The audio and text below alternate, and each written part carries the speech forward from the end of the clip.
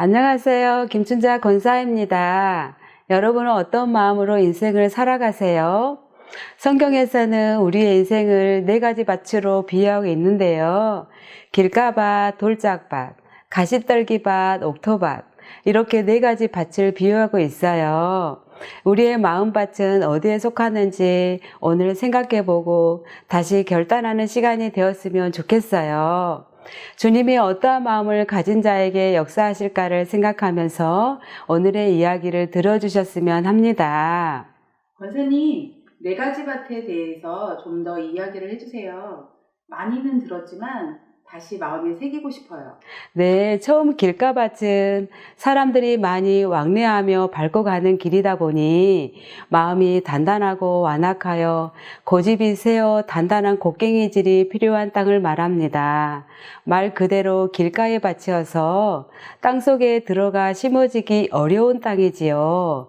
그래서 말씀을 받지 못하고 믿지 못하는 완고한 마음으로 주님의 강력한 만지심이 필요한 마음 상태를 말합니다. 둘째로 돌밭은 씨가 떨어져 심어지나 돌 때문에 뿌리가 없으므로 환난이나 어려움이 오면 쉽게 포기하는, 쉽게 타올랐다가 쉽게 사라지는 마음밭을 말합니다.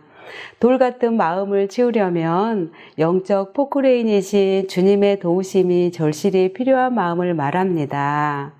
셋째로 가시떨기 밭은 어떨까요? 땅이 아니라 가시떨기에 씨가 떨어졌으니 아무리 말씀을 받아도 열매를 못 맺고 늘 걱정과 염려가 떠나지 않는 불안하고 연약한 마음이에요. 세상의 유혹과 염려 때문에 주님을 깊이 만나지 못하는 안타까운 마음이지요. 마지막으로 옥토밭이 있어요. 야고보서 1장 3절에 너희 믿음의 시련이 인내를 만들어내는 줄 너희가 알미라. 인내를 온전히 이루라. 이는 너희로 온전하고 구비하여 조금도 부족함이 없게 하려 함이라는 말씀이 있어요. 이 말씀처럼 오래도록 참아 인내하며 많은 열매를 맺는 정말 주님이 기뻐하고 원하시는 마음밭이에요. 어떤 상황 속에서도 주님만 바라보며 참고 견디는 불같은 시험을 통과하는 정금 같은 믿음의 밭이랍니다. 매일매일 마음을 보혈로 깨끗하게 청소하고 점검하며 말씀의 물이 잘 스며들도록 잘 심겨져 풍성한 열매를 맺는 옥토밭이 되고 싶지 않으세요? 우리 모두 옥토밭과 같은 마음이 되어 넓은 마음으로 이 세상을 포용하고 밝은 빛을 밝히는 선한 주님의 일꾼이 되었으면 합니다. 권사님, 정말 옥토밭이 되고 싶네요. 혹시 주변에서 옥토밭의 마음을 가지고 따뜻한 삶을 나누는 분이 있으신지요? 네, 얼마 전 잘 아시는 지인 한 분을 만났어요. 이분의 남편은 일찍 돌아가셨고 긴 세월 동안 홀로 자녀 2명을 키우시며 열심히 살아가시고 살아오면서 어려운 일도 많았을 텐데 늘 밝은 에너지로 씩씩한 모습을 보이시는 분이세요. 그리고 한 회사에서 30년 넘게 작업자로 일하시며 어깨와 허리가 아프셔서 고생을 하고 계시지만 감사하며 자신의 삶을 살아가시는 분이세요. 그런데 이분과 대화를 하다가 이분 회사 사장님에 대한 이야기를 들었는데 그 사장님을 너무나 만나고 싶은 마음이 드는 거예요.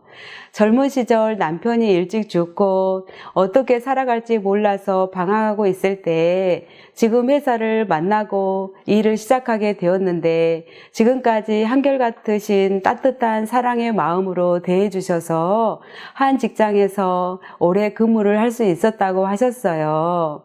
사장님은 눈물도 많으시고 항상 직원들을 인격적으로 대해주시는 분이시고 자비도 잘 베푸시는 분이시라 회사 사람들 모두 존경하는 분이라고 하셨어요. 힘든 직원들에게 힘도 주시고 충고할 때는 직원들의 마음을 잘 헤아려 주시는 분이라고 하셨어요. 그리고 독후감 경진대회를 열어서 푸짐한 상품을 또 내놓으시는데요.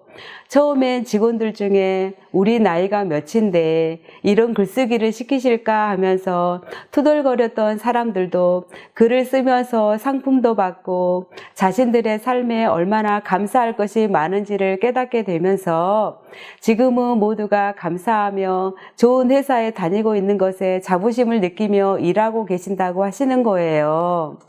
또한 어려운 가정이 있으시면 살아갈 수 있도록 경제적으로나 희망을 선물하셔서 살아갈 수 있도록 힘을 주시는 사장님 이야기를 듣다 보니 이분이야말로 옥토밭의 마음을 가지고 아름다운 삶을 살고 계시는구나를 깨닫게 되었어요. 지인분은 아직 예수님을 알지는 못하시지만 예수님을 믿고 계시는 사장님 곁에서 많이 배우고 좋은 마음을 갖고 살아가고 있다고 고백하시는데 제 마음에 깊은 감동이 밀려왔어요. 예수님의 사랑을 품고 선한 일을 하시는 사장님의 큰 마음, 선한 마음이 제 안에 더 깊이 새겨지길 사모하게 되었어요. 와, 정말 예수님의 마음을 갖고 계신 사장님이 더 멋진 삶을 살아가시기를 저도 기도할게요. 권사님, 올 한 해 우리가 할 수 있는 가장 최고의 선한 것이 무엇일까요?